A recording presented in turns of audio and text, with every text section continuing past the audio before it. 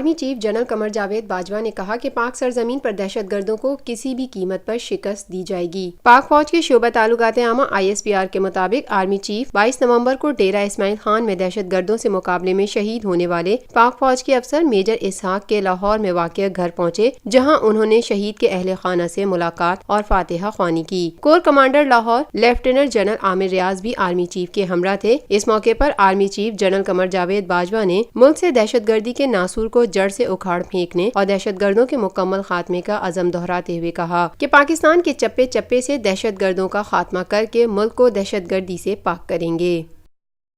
Lotus Lake Towers, a groundbreaking endeavor by Lotus Properties.